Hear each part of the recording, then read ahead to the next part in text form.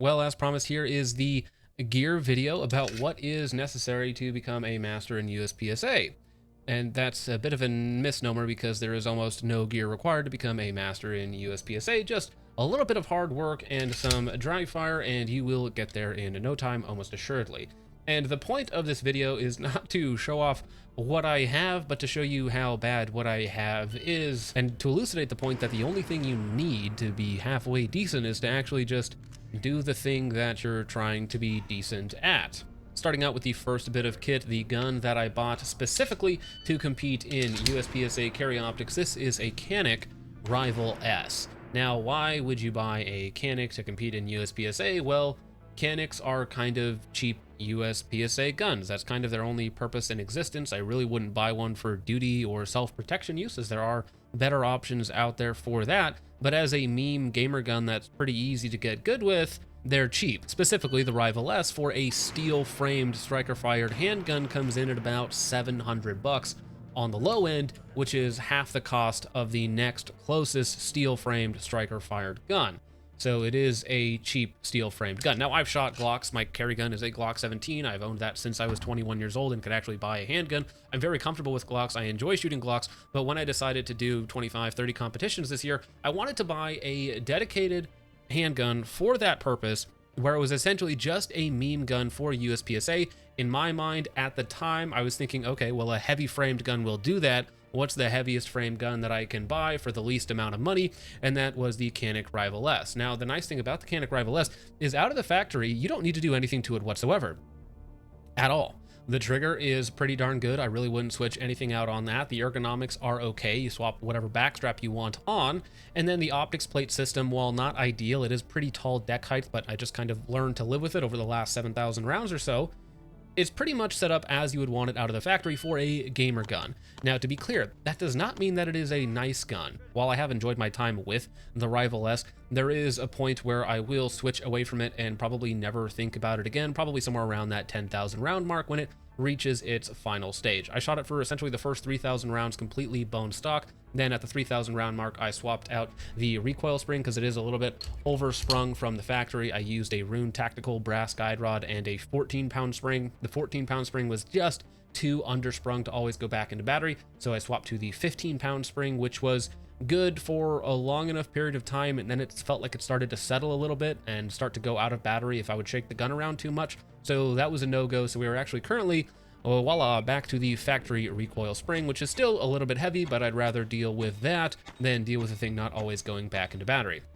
Now, at the back here, we have a brass grip from Lock Grips. This adds about 8 ounces to the overall build, which I think started out at about 44, so plus the optic and light brings this bad boy to 55 ounces. And I wanted a heavy framed gun, a heavy gun for competition, because I've never really shot a heavy framed gun before. Almost everything I've shot has been a polymer framed striker fired handgun, so specifically for competition, I wanted something heavy, and this fitted the build. And then a kind viewer of the channel gave me a stellar deal on this set of brass grips, so I couldn't pass that up. Does it need brass grips? No, but they were offered to me and I accepted it. Now, the light, very similar story. I don't have the light because I wanted extra weight out front. In fact, I think it's probably detrimental to the way that the gun recoils, at least slightly. What I actually needed the light for was that it would fit this ghetto modified Blackhawk L2D holster. This used to be a Glock 17 holster, level 2 retention, that I took an angle grinder to and took away all of the annoying bits so that it would accept basically any pistol out there that has a TLR1. So this is the holster that I use for all of my competition. And it technically works, and I had it laying around. In fact, it is currently sitting on a Safariland QLS fork, but the Blackhawk holster doesn't fit that, so what I had to do was just drill through the Blackhawk until it did fit the Safariland QLS, and because of the ghetto nature, I feel like it does work a little bit better with a thigh strap. So whatever holster you have laying around is probably better than this. And do you need a dedicated race holster to speed up your draws? No, you actually just need to practice your draws. That kind of leads us to the belt system, which is a old battle belt. This is actually a Condor LCS Cobra, which is just one of the cheap Vietnam-made 2-piece battle belts, but it does have a real Cobra buckle, which these are worth about 40 bucks, and the whole belt is worth about 60 bucks. Now, in terms of the pouches on here, I don't change anything on it between what I normally use at the range and competition. So I have a couple S-Tac Kiwis for my magazines, and that's it. So in terms of like a race gun holster or a race belt with the canted mag pouches for your super slick reloads, you can definitely spend 500 bucks or more on a cool belt, holster, and pouch setup, or you can just use whatever is laying around. In fact, in USPSA, you can just use your appendix carry holster and figure out a way to carry at least one spare mag, and you'll also be good to go. And again, I've had this laying around in my closet for like 7 years, and it still works just fine. Now, what about supporting equipment? The one thing that I've always heard from just about everybody is you must have a shot timer. I don't own a shot timer. I've never used a shot timer. The only time I ever hear a real shot timer go off is when I'm at a competition.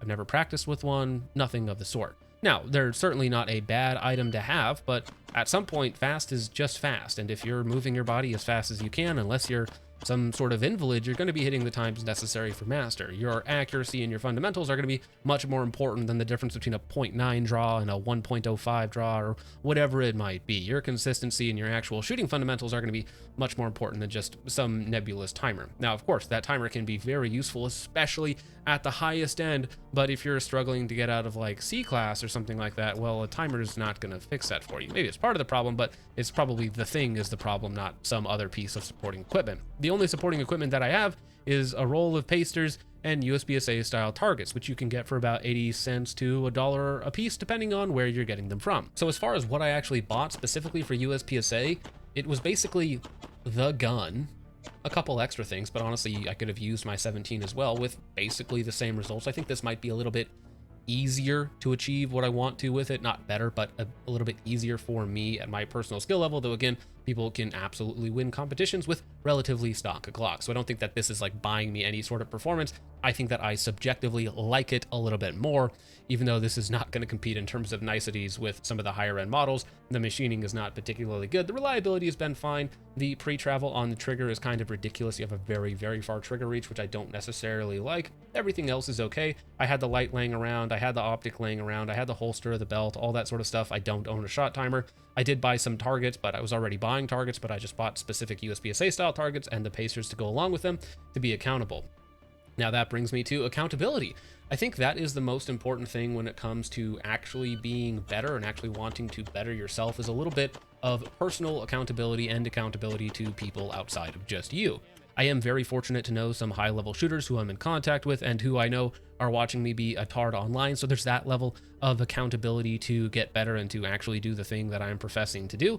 And on top of that, on the Discord, which is maybe linked in the description or pinned comment or something for this video, there are also some really good shooters on there. Whether or not they have an M next to their name, most of them are better than me, and so when there's a little bit of friendly competitive nature going on between different monthly drill competitions, or seeing who can hit M first or GM first, or going to local competitions together, whatever it may be, that level of accountability and competitive spirit, when combined with rigorous self-introspection about how bad you are actually at shooting and what you're doing wrong, and always be a little bit dissatisfied with what you're doing to push yourself to be better, that's going to matter infinitely more than just buying the new cool thing. And that's hopefully more the point of the video. The nice new gizmos and doodads might be cool, but at the end of the day, they're all kind of just objects and pretty lame. It's about your personal performance and what you can actually do with them that's important. Saying all that, of course, it's not to say that you shouldn't try and maximize your gear or get what works best for you based upon your personal set of situations and preferences and whatnot. And I'm probably going to be swapping out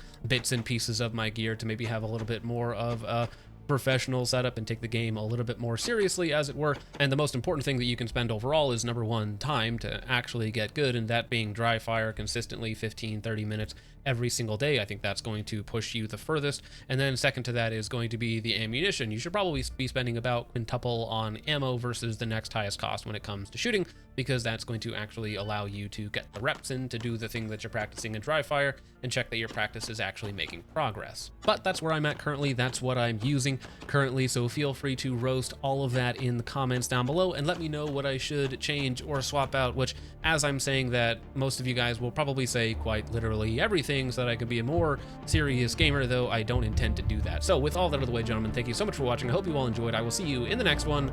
God bless.